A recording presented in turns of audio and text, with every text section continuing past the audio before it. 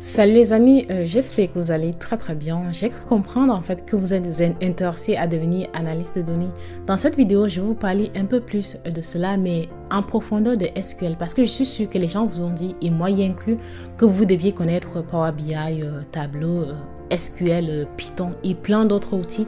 Mais dans cette vidéo, on va parler de SQL parce que quand on vous dit, très souvent quand on dit il faut connaître telle chose, on ne spécifie pas que vous n'avez pas en fait à être expert de ces choses-là. C'est juste vraiment avoir les connaissances qu'il faut pour votre travail.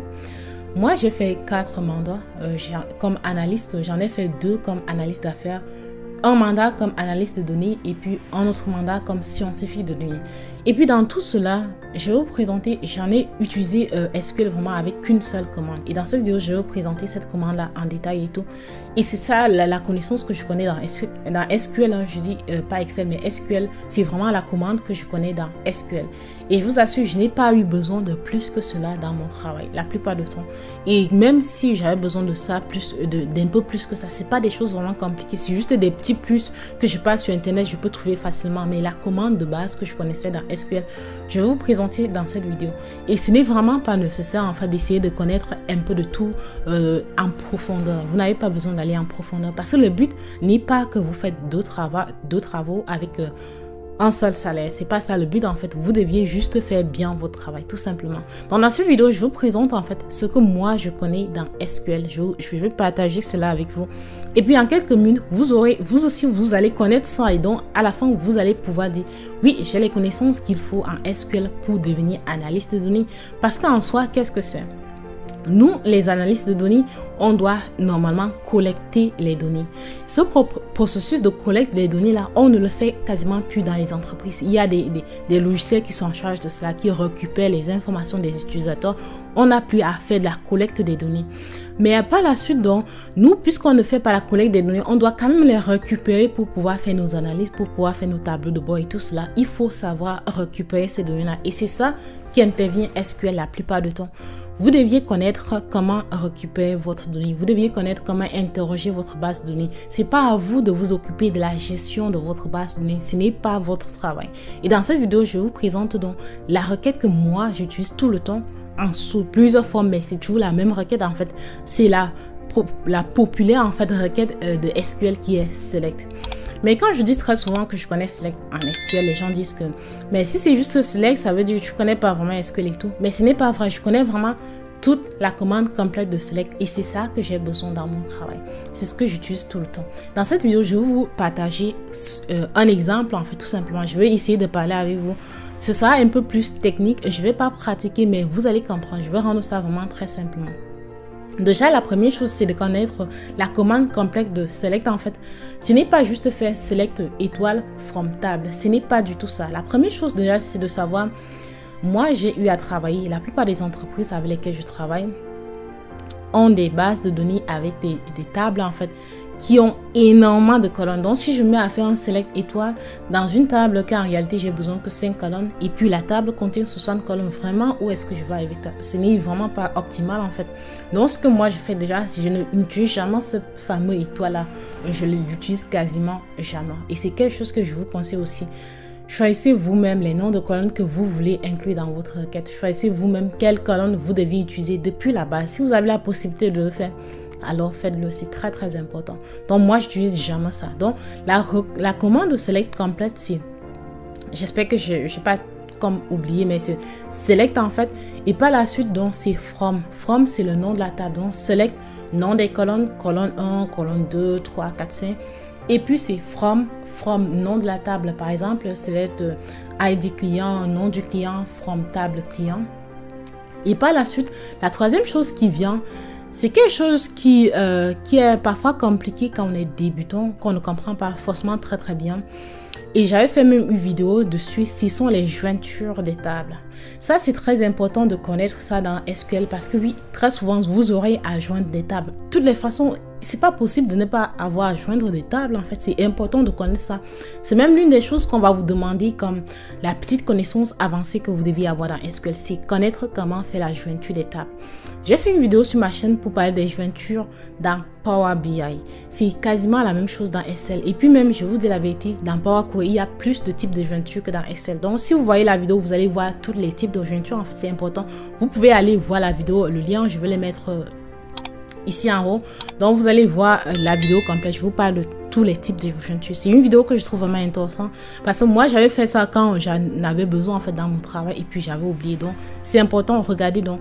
Troisième chose donc, c'est de faire la jointure donc from table, par exemple customer, client et tout. Et par la suite, vous faites donc la jointure. Après la jointure, quand vous allez faire la jointure, vous allez avoir un ensemble de lignes, en fait, beaucoup de lignes. Et puis, la quatrième chose, autant pour moi, que vous devez faire, donc, c'est une condition.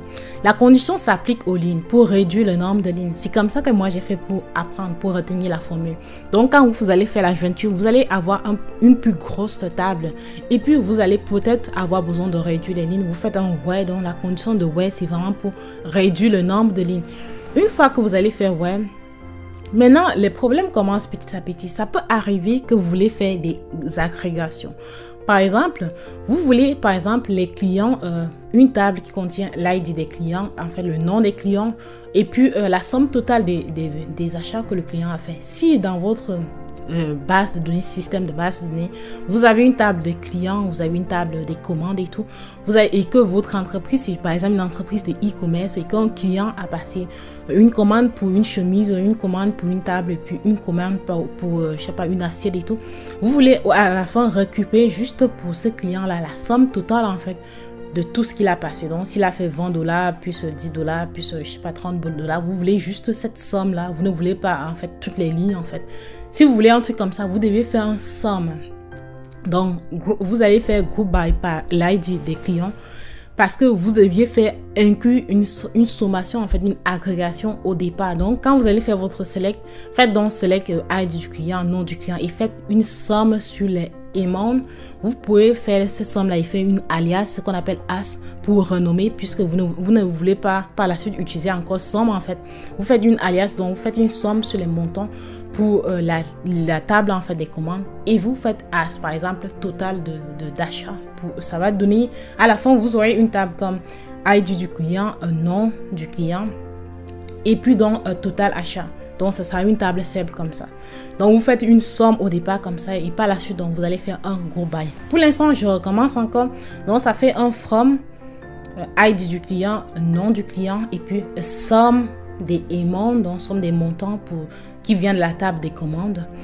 Et puis, donc, vous allez faire un as comme total achat par exemple. Et puis, vous allez faire from, vous faites from des clients, donc la table des clients, donc. Dans notre cas, on va juste mettre client. Je vais faire un exemple concret, je vais vous montrer dans la vidéo. Et par la suite, donc, quand vous allez faire from, vous allez faire un join pour faire la jointure de la table des clients avec la table des commandes sur les ID des clients. Donc, jusqu'à date, je pense que ça devrait aller. Si vous ne connaissez pas, comme je dis, les jointures, vous allez regarder. C'est vraiment très, très simple. C'est pas compliqué. Une fois que vous allez faire la jointure, vous faites un where, par exemple. Vous voulez juste, en fait, pour, je sais pas moi, une date, les 4 dernières années. Donc, vous faites where, vous mettez votre range de date. Vous mettez ça. Et par la suite, donc, vous faites un group by ID des clients. Donc, par la suite, jusqu'à là, je pense que ça devrait aller. Une fois que vous allez faire un group by, la prochaine condition, c'est ça, un having. Si vous faites un group by et que vous voulez encore, comment dire, appliquer une condition, comment dire, si vous voulez juste récupérer par exemple les clients qui ont fait un total d'achat supérieur à 1000, vous devez faire un having pour appliquer en fait sur le groupement que vous avez fait. Donc vous faites having, vous mettez votre condition pour dire que vous voulez juste en fait les clients que le total d'achat va être supérieur à 1000. J'espère que je n'ai pas oublié un truc en chemin. Une fois que vous allez faire un having, la suite en fait c'est ça, un order by, donc le order by telle colonne ascending ou bien descending. Donc vous allez comme trier par ordre croissant ou bien décroissant. Ce sont des choses que vous n'allez pas tout le temps avoir besoin en fait, mais je vous présente juste à la commande select que je parle complètement, que vous devez connaître. Une fois que vous allez faire votre order by, par la suite, donc si vous voulez juste avoir les 50 premières les 50 lignes en fait, vous faites limite 50. Mais si vous voulez sauter les 50 premières par exemple lignes, mais utilisez donc à partir de la 6e ligne jusqu'à la fin, vous faites un offset par exemple, vous mettez 5. Donc au final, qu'est-ce que ça donne? La commande select complete, ça sert vraiment select from where, et par la suite donc quand vous allez faire votre where, select from par la suite c'est la jointure, donc select from join where, et par la suite vous allez faire votre group by pour faire le groupement, par la suite donc order by, et par la suite le group by having d'abord, et par la suite order by, et par la suite vous faites le limit et puis offset. Donc je vais mettre la commande juste là et pour que vous puissiez regarder. Et pour moi je vous assure c'est la seule commande que je sais. C'est la seule commande. Vous voyez, c'est dans ma tête parce que de temps en temps encore jusqu'à maintenant j'utilise de temps en temps. Mais c'est la seule commande SQL que vous avez besoin dans votre travail. Si vous avez besoin de connaître davantage en fait sur le join, comme j'ai dit, regardez la vidéo dessus, c'est vraiment important de connaître ça, les jointures et tout. Si vous voulez connaître davantage sur aussi la modélisation, donc les fact tables, comme par exemple, je vous ai dit, dans notre cas, la table des commandes, c'est ça notre fact table, et puis les dimension tables, c'est ça notre table de clients. Regardez la vidéo en fait sur les fact tables et puis les dimension tables. Donc c'est tout pour la vidéo. J'espère vraiment que ça va vous permettre en fait de ne pas vous plonger complètement à maîtriser tout des SQL et tout, et puis la gestion des bases de données, parce que ce n'est vraiment pas votre travail, et j'espère que ça sera utile pour vous. Et puis on se revoit donc dans une prochaine vidéo. Merci.